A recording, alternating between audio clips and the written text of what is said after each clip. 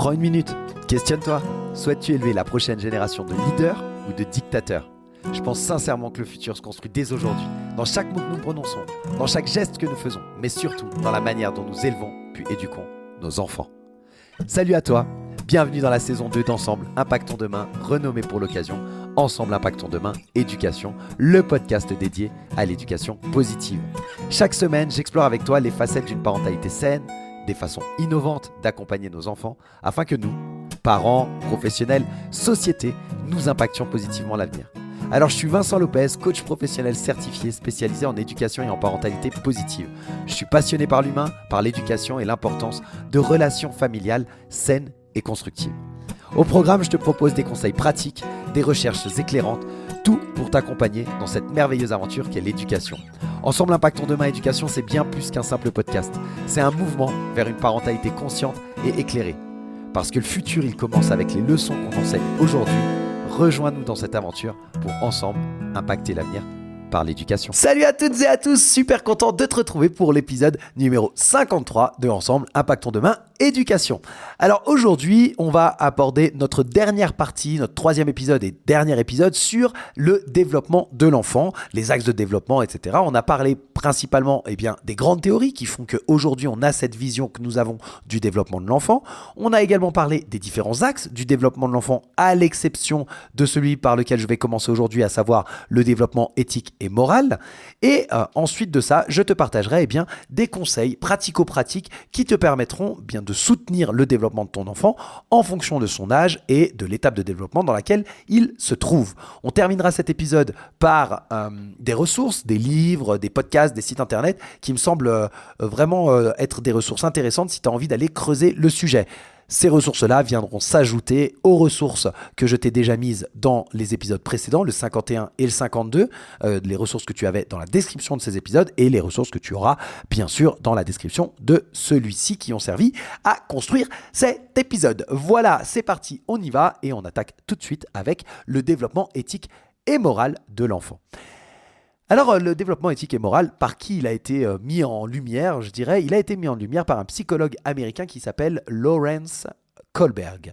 Lawrence Kohlberg, il a établi un modèle, une théorie, disons, du développement moral dans les années, entre les années 60 et les années 80. C'est vraiment lui qui a dominé, je dirais, la psychologie de la morale, de manière générale, jusqu'à la fin des années 80. Aujourd'hui, son modèle est toujours très important, mais il est pas mal critiqué. Et entre autres, il est critiqué par une personne qui est assez connue, qui s'appelle Carol Gilligan, qui est également une psychologue, c'est une féministe, qui a écrit deux livres vraiment intéressants. Je te les mets dans la description parce qu'ils sont vraiment chouettes et je t'invite à aller les lire. Alors, c'est pas directement lié à l'éducation, mais ils sont quand même super intéressants. Ça s'appelle « Une voie différente pour une éthique du care » et le deuxième s'appelle « Pourquoi le patriarcat ?» Et en fait, cette personne, Carol Gilligan, elle nous dit que Lawrence Kohlberg, il met trop l'emphase sur la valeur de justice à l'exclusion d'autres valeurs morales telles que, par exemple, le care, le prendre soin. Et qu'ainsi, il sous-évalue finalement la moralité des femmes. Et c'est pourquoi elle a écrit 2 ouvrages pour remettre un peu l'église au milieu du village, comme on dirait. Voilà un petit peu pour les critiques. Mais pour autant, ce modèle de Kohlberg, qui est inspiré de celui de Jean Piaget, en ce sens que c'est également un modèle par étapes, par paliers, comme ça, il garde toute son importance aujourd'hui. Kohlberg, c'est quelqu'un qui a enseigné à Chicago, qui a enseigné à Harvard. C'est vraiment un pionnier dans l'étude du développement moral. Et il a identifié plusieurs étapes dans ce développement qui, pour lui, va d'une compréhension basique de la moralité qui est basée d'abord sur les récompenses et les punitions, qui était la forme d'éducation la plus courante au moment où il a effectué ses recherches. Et donc, de cette moralité basée sur les récompenses et les punitions, on avance gentiment pour aller vers des niveaux plus avancés où chaque individu pense en termes de principes éthiques plus larges et de justice sociale. Il a classé en fait le développement de la morale comme ça en 3 étapes, en 3 niveaux qu'il a ensuite subdivisé en 2 parties, et ce qui nous donne au final 6 stades de développement moral. Donc, je ne vais pas te détailler tous les stades de manière très très précise, je te mets dans les ressources, mais je vais te les citer histoire que tu saches un petit peu de quoi il s'agit, et je te les résumerai en une phrase pour qu'on aille assez vite sur la suite de l'épisode. Donc, le premier niveau, c'est ce qu'il a appelé la moralité préconventionnelle ou la prémoralité. En fait, cette moralité préconventionnelle, elle est caractérisée par une perception des règles qui est limitée uniquement par l'égocentrisme. Les règles, elles sont extérieures à l'enfant et il les perçoit à travers, en l'occurrence à l'époque, la punition et la récompense. Mais de manière plus large, on pourrait dire qu'il les perçoit à travers son éducation. Ça, c'est le premier niveau. Et ce premier niveau, il a été divisé, comme je te disais, en 2 stades, le stade 1 et le stade 2. Ensuite, on passe au niveau numéro 2, qui est la moralité conventionnelle. Là, la moralité conventionnelle, c'est typique des adolescents et des adultes, en fait, qui, et plutôt même plus des adultes que des adolescents, mais disons que l'adolescent tend vers cette moralité-là, c'est de raisonner d'une façon conventionnelle qui consiste à juger de la moralité des actions en les comparant aux opinions et aux attentes de la société. Mais chez l'adolescent, ça va être en les comparant aux opinions et aux attentes du groupe auquel il appartient. Très souvent, il va avoir une moralité qui va se rapprocher de celle de son groupe d'attachement pour ensuite évoluer vers cette modalité très conventionnelle que l'adulte peut avoir et que la grande majorité des adultes ont, qui est de se fier aux opinions et aux attentes générales de la société. Cette moralité conventionnelle elle est vraiment caractérisée par une acceptation, on va dire, des conventions de la société pour définir ce qui est bien et ce qui est mal. Et à ces stades-là, à ce niveau-là, une personne, elle obéit aux règles, elle suit les normes de la société, et même si il n'y a pas de conséquences pour l'obéissance ou la désobéissance, en fait. Et le respect de ces règles et de ces conventions, c'est un petit peu rigide de manière générale, mais la pertinence ou l'équité, elle est rarement remise en question. Je sais pas, je peux te donner un exemple. Tu vas avoir dans la majorité des cas, et tout dépend le pays bien sûr et la culture, etc. Comme je te le dis tout le temps, les généralités, il y a toujours des exceptions. Mais les règles de circulation, tu vas les respecter de manière générale.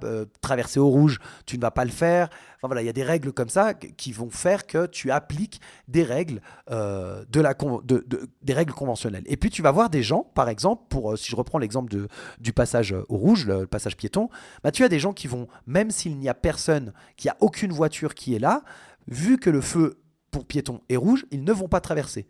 Et puis tu en as d'autres qui vont vérifier, qui vont regarder et qui vont se dire finalement il n'y a rien de mal à ce que je traverse maintenant, il n'y a personne, j'ai bien vérifié partout, et ils vont enfreindre entre guillemets une règle.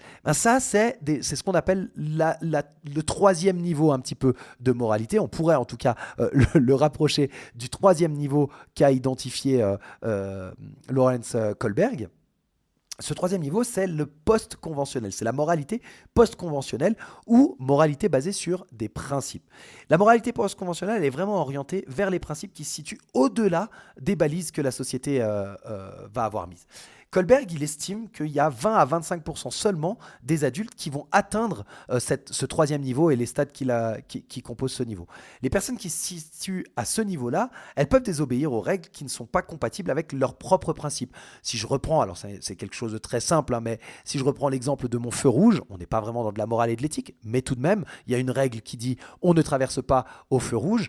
Eh bien, une personne qui va vérifier qu'il n'y ait aucune voiture avant, qui va prendre toutes les précautions parce que c'est un grand boulevard et qu'on voit vraiment très très loin et qu'il n'y a, disons, aucun risque pour sa santé, on va mettre ça de côté, d'accord, pour l'exemple. Eh bien, le principe est que, vu qu'elle est en train d'enfreindre cette règle conventionnelle, c'est parce qu'elle s'applique une règle avec ses propres principes qui sont peut-être j'ai ma liberté d'action, je suis assez grande pour prendre mes propres décisions et faire attention à ma propre sécurité et celle d'autrui, et par conséquent, je vais traverser maintenant et il n'y a aucun risque, je sais le juger moi-même et j'accepte d'enfreindre la règle. Ça, c'est un exemple. Un autre exemple qui peut-être te parlera un petit peu plus, c'est si on prend les personnes qui ont souffert d'oppression, que ce soit l'esclavagisme ou l'apartheid en Afrique du Sud, par exemple. Et puis, tu connais sans doute cette histoire de Rosa Parks qui a été s'asseoir dans un bus qui était réservé pour les Blancs, alors qu'elle, c'était une femme de couleur. Et bien voilà, elle a enfreint une règle parce qu'elle estimait que cette règle-là, elle était injuste. Et ça, eh bien, c'est ce que Kohlberg estime être de la moralité post-conventionnelle. De manière générale, ces principes, donc les propres principes que tu t'appliques quand tu es dans cette catégorie-là, dans ce niveau-là, ces principes, ils concernent généralement des droits fondamentaux de la personne, comme la vie, la liberté ou la justice. Les personnes qui vont manifester une morale post-conventionnelle, elles voient les règles comme des mécanismes utiles, mais qui sont modifiables. Et idéalement, elles estiment que les règles, elles devraient maintenir l'ordre social général et protéger les droits humains. Et les règles qui ne sont pas impératifs absolus, disons, elles ne doivent pas forcément être respectées, elles doivent être questionnées. Et donc ça, eh bien, c'est le troisième niveau de ce développement éthique et moral. Et comme je te le disais, 20 à 25% seulement des adultes arriveront jusqu'à ce stade-là d'après Kohlberg. Et parmi ce niveau-là, eh bien, il y a, comme pour les autres, deux stades, le stade 5 et le stade 6.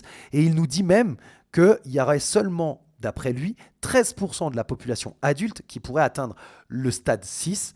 Mais il est toutefois difficile, d'après lui toujours, de trouver des gens qui opèrent toujours à ce niveau-là, c'est-à-dire qu'ils sont que uniquement dans ce stade-là. Ce qui veut dire que même quand tu vas être dans le stade 6, remettre en question complètement des règles que tu estimes injustes, il y a quand même dans d'autres situations où tu restes dans un stade très conventionnel et donc le niveau 2 de ce développement éthique et moral. Voilà un peu pour les étapes du développement éthique et moral. Concrètement, en fait, dès le plus jeune âge, les enfants ils vont commencer à développer une compréhension de ce qui est bien et mal, souvent guidés par leur éducation. Alors à l'époque, on parlait des récompenses et de la punition. Puis au fur et à mesure qu'ils grandissent, cette compréhension elle devient plus nuancée. Les enfants ils vont commencer à se conformer aux normes sociales, ils vont commencer à comprendre l'importance des règles et des lois.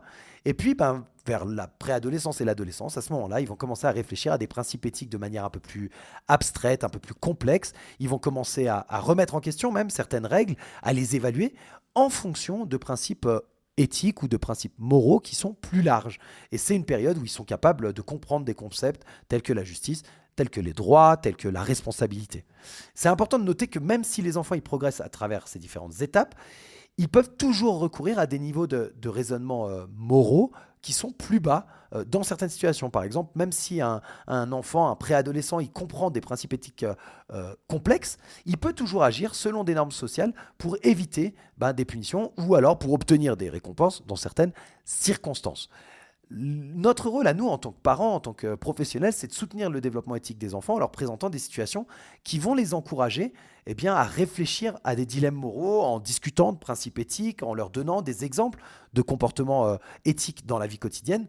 Et c'est également hyper important en fait, de se cantonner aussi au stade de développement moral de l'enfant lors de nos échanges, lorsqu'on est en train de communiquer avec lui, en adaptant les discussions et les attentes en conséquence de son stade de développement. Chaque étape du développement global dont je t'ai parlé dans les épisodes précédents, elle est vraiment fondamentale pour comprendre et pour accompagner la croissance de l'enfant. Et donc, chaque période, elle va être marquée par des avancées spécifiques, et c'est le cas dans le développement éthique et moral. Et donc, notre rôle, ça va vraiment être de les accompagner. Alors, l'idée maintenant, c'est plutôt de te dire, ok, on a fini avec le développement global, je t'ai fait le tour des différents axes de développement. L'idée aujourd'hui, c'est de voir comment tu fais pour soutenir chaque étape du développement de l'enfant, de la naissance jusqu'à la préadolescence, avec des conseils pratico-pratiques. Alors c'est parti, on va y aller par tranche d'âge, tranquillement, et puis tu peux prendre des notes, mettre pause si tu le souhaites pour pouvoir noter ce que tu souhaites en fonction de l'âge et des étapes de développement de ton enfant. On y va avec de la naissance jusqu'à environ 18 mois. Durant les premiers mois, c'est vraiment important que tu puisses créer une relation de confiance avec ton enfant, de répondre à ses besoins fondamentaux, le sommeil, le fait d'être nourri, l'alimentation et son besoin affectif qui est vraiment primordial, et d'interagir avec lui. Les sourires, les gazouillis, etc. Ça, c'est vraiment le b.a.-ba du parent, et de manière générale, tous les parents le font de manière très naturelle. Mais c'était important quand même de le préciser. À partir de 18 mois, il va falloir commencer à encourager, c'est mieux pour son développement, à encourager l'indépendance de ton enfant, tout en restant attentif à sa sécurité et rester présent lorsqu'il a besoin. Tu vas lui offrir des jouets qui sont plutôt adaptés à son âge pour stimuler son développement moteur et cognitif, et tu vas le féliciter pour tous ses efforts, pour tous les progrès qu'il fait, etc. Ça, c'est vraiment de manière générale. Comment tu peux faire ça comment tu peux appuyer son développement moteur et ses compétences, disons, sensorielles. Il y a plusieurs idées, je t'en donne trois. La première, c'est des activités de transvasement, d'encourager ton enfant à faire du transfert d'objets d'un contenant à un autre. Ça va développer à la fois sa coordination, mais aussi sa dextérité de manière générale. L'aider à manipuler des jeux avec de l'eau, par exemple, verser, remuer, éclabousser, etc. Tout ce qui va favoriser sa découverte sensorielle. Ça peut être aussi des activités avec différentes matières, pas seulement de l'eau, mais d'offrir à ton bébé différentes textures à explorer, du sable, de la terre, des tissus, enfin bref, tout ce que tu peux qui l'aidera à développer son sens tactile. Ensuite, tu peux aussi créer, dans les activités motrices et physiques, tu peux créer des petits parcours moteurs, tu vois, des petits parcours d'obstacles pour encourager la maîtrise de ces mouvements. Ça, par exemple, c'est assez chouette d'utiliser le fait que à cet âge-là, ton enfant il est encore petit, il va avoir du mal à ranger, par exemple, les choses. C'est pas grave, tu prends les objets, puis tu lui fais faire des petits parcours très simples où il doit éviter, puis tu lui fais voir peut-être par l'exemple pour qu'il puisse reproduire ensuite, mais il doit éviter les objets qui sont sur son chemin. Voilà, c'est une idée de parcours très simple à faire à la maison et qui permet de développer un petit peu les aptitudes motrices et physiques de ton enfant. Mettre une chaise sur laquelle il peut grimper et redescendre avec un coussin derrière, enfin voilà, laisse libre cours à ton imagination, mais c'est vraiment d'essayer de lui permettre de lui offrir une exploration qui lui permette de soutenir son développement moteur. Il y a également tout ce qui est les jeux de balles, les jeux de ballon, etc. Pour la coordination œil-main, je t'en ai parlé, ça lui permettra comme ça d'acquérir cette coordination de manière plus rapide que s'il n'est pas confronté à ce genre d'activité. Et enfin, j'aime bien dire que la danse, de manière générale, c'est vraiment une activité qui travaille un peu tout. Ça travaille l'équilibre, ça travaille la coordination, ça travaille l'interaction en général parce que tu vas le faire avec lui. Bref, c'est vraiment une activité qui est assez chouette. En plus, tu fais ça en général en musique. Moi, j'adore ça. Donc, je préconise vraiment la danse pour les enfants. C'est une super activité.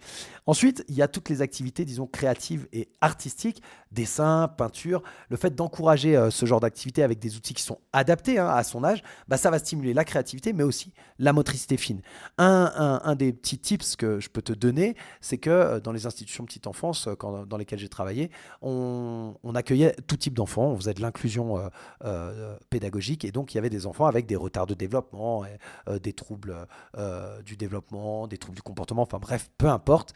Il y avait parmi eux des enfants qui avaient besoin d'aide pour l'appréhension d'objets. Et lorsque tu fais de la peinture ou du dessin, réussir à attraper ton pinceau ou ton stylo ou ton feutre, ça peut être compliqué pour un tout petit. Une des astuces, c'est que tu prennes par exemple une balle de ping-pong, que tu perces et tu la mets sur le manche de ton stylo. Tu la mets à travers là. Ça va grossir le stylo ou le feutre, enfin bref, et ça va permettre à ton enfant d'attraper plus facilement. Il y a des stylos et des feutres qui sont gros et qui sont faits exprès pour les mains des tout petits, mais tu peux aussi, toi, adapter le matériel finalement avec des petites astuces comme ça, une balle de ping-pong, un bouchon de liège, un rouleau de scotch que tu vas mettre autour, de la mousse, enfin bref, peu importe, pour élargir et faire en sorte qu'il puisse l'attraper plus facilement parce qu'à cet âge-là, c'est difficile d'attraper des choses qui sont trop fines et c'est justement le fait de faire des activités comme ça, de dessin, de peinture, qui vont lui permettre petit à petit de développer toute cette motricité. Une autre activité qui est vraiment très chouette là-dedans, c'est tout ce qui est pâte à modeler, parce que c'est génial pour développer la motricité fine, c'est génial pour stimuler la créativité, et petit bonus pour toi, c'est qu'un enfant qui est très dynamique, qui a besoin de se dépenser, qui a besoin de décharger toute l'énergie qu'il a, eh bien la pâte à modeler, c'est une super activité que tu peux faire en intérieur quand il fait mauvais et que tu n'as pas envie de sortir sous la pluie parce que il pleut trop fort. Je t'invite à sortir sous la pluie, vraiment, mais imaginons que tu ne puisses pas sortir pour X raisons. mais que ton enfant a besoin de se défouler, la pâte à modeler, c'est vraiment une activité assez géniale parce que ça lui demande une certaine concentration d'une part, mais en plus, il peut vraiment se décharger en termes d'énergie sur cette pâte à modeler et ça se fait naturellement. Donc, je t'invite vraiment à lui offrir quelques boîtes de pâte à modeler si tel est le cas. Ensuite, il y a toutes les activités d'éveil et d'apprentissage, donc que tu connais sans doute, mais tout ce qui est le jeu des objets cachés, je dirais, tu vas aller cacher des objets pour qu'il puisse développer un peu sa mémoire, la compréhension aussi du concept, je t'en ai parlé très rapidement dans l'épisode 51, je crois, de la permanence de l'objet. C'est le fait que pour l'enfant, lorsqu'il ne voit plus les choses, eh bien, elles n'existent plus. C'est une des raisons pour lesquelles il se met à pleurer très très fort quand maman ou papa disparaît, parce que c'est ses êtres chers, et quand il ne les voit plus, eh bien, il n'a pas conscience qu'ils existent toujours. Voilà, bref, je te la fais très courte, hein. Mais ce concept de permanence de l'objet, tu peux le travailler en cachant des choses et en faisant travailler un peu sa mémoire et en regardant si oui ou non il va les chercher. Il y a une partie au tout début où il va même pas les chercher, hein, c'est pas important. Mais petit à petit, il va commencer à le faire et ça va développer cette permanence de l'objet. Qu'est-ce que je peux te dire encore? Les puzzles, bien entendu, tout ce qui est puzzle pour manipuler des petites pièces, mais également associer des formes, des couleurs, tout ça, ça aide à développer la motricité fine, entre autres. Tout ce qui est tri d'objets par couleur, par taille, par forme, bref, l'être humain adore catégoriser, adore trier, et ça permet de développer la logique de l'enfant. Et puis ensuite, de donner des noms et de nommer les choses pour enrichir son vocabulaire. Vraiment, nomme les objets qu'il utilise et que tu utilises et qu'il te voit utiliser, bien entendu. Euh, Qu'est-ce que je peux encore te dire? On est toujours dans cette tranche 0-18 mois, donc tu vois, ça c'est vraiment plein d'activités. Alors certaines, elles peuvent continuer après, hein, mais c'était vraiment l'idée de te donner un maximum d'activités qui correspondent à peu près à cette tranche d'âge. Je vais te donner aussi des activités pour favoriser l'éveil plutôt émotionnel et social de l'enfant. Pour ça, tu as des ateliers par enfant, donc de participer à des activités de groupe pour qu'il puisse développer ses compétences sociales, le mettre dans des institutions préscolaires, dans des crèches, dans des jardins d'enfants, de façon à ce qu'il puisse développer ses compétences sociales, faire des gestes d'imitation, enfin jouer en imitant les gestes, par exemple tu joues avec lui et tu imites tous les gestes qu'il fait pour encourager en fait la communication non verbale de ton enfant. Tu peux faire des activités en plein air également, des promenades, explorer la nature pour qu'il y ait toute cette découverte sensorielle, jouer dans la terre, les feuilles, etc. Et puis, si tu as la chance d'habiter à proximité d'une plage, eh bien, toutes les activités de plage pour le sable, pour l'eau, etc. Attention aux noyades, bien entendu, mais je veux dire, en termes de texture, c'est hyper sympa. Et en plus, ça te permet aussi à toi de prendre un peu du bon temps. Maintenant, il y a également, de manière générale, tu peux accompagner ton enfant, même dans cette tranche d'âge de tout petit, l'encourager par exemple à ranger ses jouets pour développer son sens des responsabilités.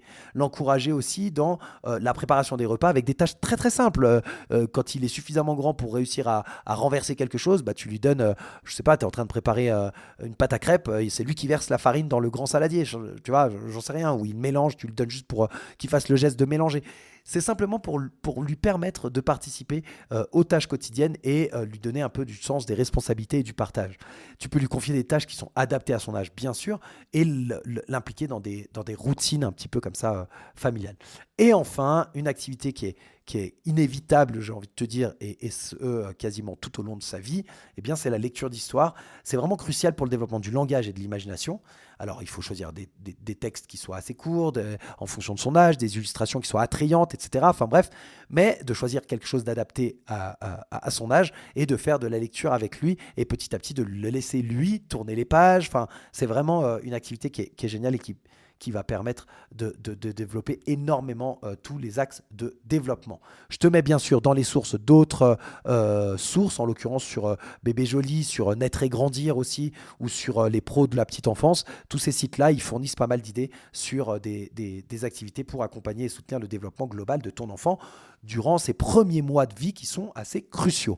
On passe dans l'étape 2 à 6 ans et là, on va aller plutôt sur des rôles, des jeux avec différentes choses, mais il y aura des jeux d'imitation par exemple.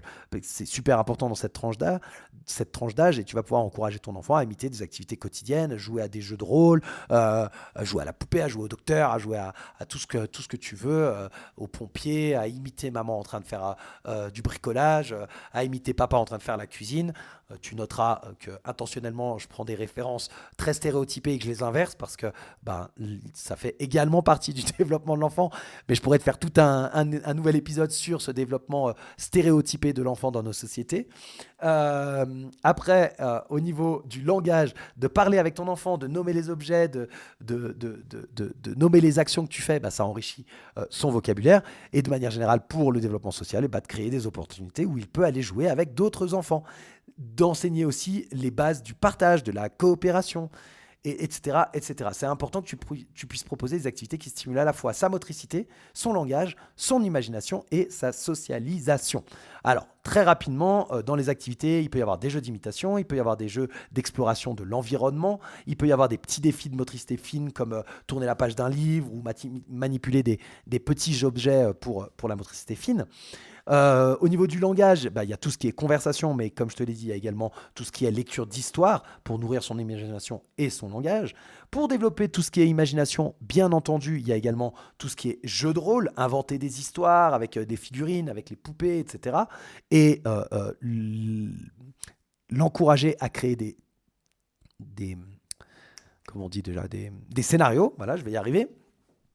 Pour le développement social et émotionnel, il y a tout ce qui est les jeux de balle, par exemple, à deux, pour renforcer tout ce qui est complicité, le développement aussi de comportements, ce qu'on appelle les comportements prosociaux. Il y a aussi tout ce qui est respect de l'autonomie, de laisser ton enfant prendre des initiatives, décider de certaines choses lors des jeux. Ça va vraiment favoriser son autonomie, sa confiance, sa créativité, etc. De manière générale, en fait, félicite ton enfant pour ses efforts. Même s'il ne réussit pas complètement, c'est pas grave. Favorise tout ce qu'il a envie de faire par lui-même. Ça va vraiment valoriser ton enfant et ça va l'encourager à persévérer. Et puis au niveau des activités, il faut que tu les adaptes au niveau de ton enfant pour éviter la frustration et pour maximiser aussi le plaisir partagé. C'est hyper important. De nouveau, je te mets les liens vers des sites qui peuvent te donner encore plus d'informations. On passe à la dernière tranche d'âge, la tranche 6-12 ans, et là, on va être plutôt dans réussir à soutenir l'apprentissage de notre enfant, l'encourager à explorer ses propres intérêts, l'encourager à se poser des questions aussi, l'aider à développer des compétences qui vont être plus de la résolution de problèmes et de penser de manière un peu plus critique. Sur le plan émotionnel, on va continuer à essayer de l'encourager à exprimer un maximum ses sentiments, à développer son empathie envers les autres, et on va lui dire aussi de favoriser des activités physiques de plus en plus régulières, de faire aussi des loisirs créatifs pour développer son développement physique, sa créativité, etc. Et là, les conseils que je peux te donner en allant assez vite, c'est les activités physiques comme le sport, la natation, la danse, les jeux de ballon, etc., qui vont améliorer à la fois la coordination, la force, l'endurance, etc. Proposer aussi des jeux qui stimulent la réflexion et la logique, comme des énigmes, des jeux de stratégie. Il y a des jeux de société aussi qui sont excellents pour développer la patience, l'écoute, l'esprit de compétition, mais saine. Et en plus, ça te fait passer des bons moments en famille. Intégrer aussi des jeux de rôle, des jeux d'expression qui sont bénéfiques pour développer l'imagination et les compétences sociales. Du côté plutôt développement affectif, la communication et l'échange, c'est vraiment ce qui reste le plus important à cet âge-là, mais tout le temps, hein. Franchement, c'est ce qu'il y a de plus bénéfique pour lui, de discuter régulièrement avec ton enfant, de l'encourager à exprimer ses sentiments et à partager aussi ses expériences, et puis d'accorder aussi, comme je te le disais tout à l'heure, de l'autonomie, de plus en plus d'autonomie à ton enfant, en lui permettant de prendre des décisions et de réaliser des tâches de manière complètement indépendante. Pour le développement social, pas de secret, les activités de groupe, des jeux coopératifs, des activités sportives en équipe, foot, volley, rugby, basket, tous ces jeux d'équipe. Le rugby, c'est vraiment un sport qui est top pour plein de transmissions de valeur. Alors, je suis hyper objectif, vu que j'adore ça. mais voilà, toutes les activités sportives de manière générale qui favorisent le travail en équipe et qui vont renforcer les compétences sociales. Petite blague sur le rugby quand même, c'est valable aussi pour les filles. Il y a des équipes féminines de rugby et ça transmet vraiment des valeurs de tolérance, de respect, d'entraide. C'est un sport qui est assez complet au niveau physique, mais également au niveau des valeurs qui sont transmises. Voilà, j'ai fini avec ma parenthèse sur le rugby. Pour les compétences sociales, tu peux aussi faire des activités qui vont le responsabiliser dans des tâches de la vie quotidienne. Comme je te disais, à cet âge-là, faire la cuisine avec les enfants, c'est assez génial. Ils adorent ça. Et donc, tu peux vraiment les impliquer dans des activités avec toi pour échanger. Tu peux même allier différentes choses pendant que, je sais pas, moi, tu es en train d'étendre une machine, d'étendre le linge, et tu peux demander à ton enfant de venir avec toi et puis te donner les choses au fur et à mesure. Enfin bref, de partager des moments de la vie quotidienne, ça lui donne un peu de responsabilité, ça lui permet d'échanger avec toi, de se sentir valorisé et petit à petit de créer des liens avec toi en premier, mais ça lui permet de développer des liens sociaux. On va terminer avec le développement, disons plutôt intellectuel, plutôt cognitif de l'enfant. Il va passer à cet âge-là de tout ce qui est intuition à opération, vraiment. Et donc, il va commencer à utiliser une pensée logique, des situations concrètes, et il va développer aussi le symbolisme et la conceptualisation. Donc l'idée, c'est de l'encourager avec des activités qui vont nécessiter la manipulation, l'expérimentation. Ils ont besoin en fait de manipuler beaucoup pour pouvoir réussir à comprendre et à apprendre. N'oublie pas, comme je te le dis plein de fois, je te le répète, ton enfant est unique. Il se développe à son propre rythme. L'écoute, la patience et l'encouragement, ils vont être essentiels à chaque étape de son développement. Et l'idée, c'est vraiment de respecter où est-ce qu'il en est, sans jugement, sans critique, et ne pas chercher à griller des étapes. Ça ne sert à rien, c'est même contre-productif. Voilà pour les conseils pratico-pratiques pour aujourd'hui. Alors, l'épisode aura été un peu plus long que ce que j'avais prévu, parce qu'il y avait vraiment pas mal de choses. Je voulais te partager également des livres, et puis différentes ressources, des sites web, des podcasts, des choses comme ça. Ça prendrait beaucoup de temps de te les partager comme ça directement à l'oral. Donc peut-être que je vais ressortir un épisode dans la semaine comme ça sur le pouce, un petit épisode de 10-15 minutes qui soit en bonus. Sinon, je te les mettrai en plus dans les descriptions de cet épisode de façon à ce que tu puisses les retrouver. Voilà, je te souhaite en tout cas une très bonne semaine et on se retrouve la semaine prochaine pour un nouvel épisode de Ensemble Impactons Demain Éducation. Bye bye.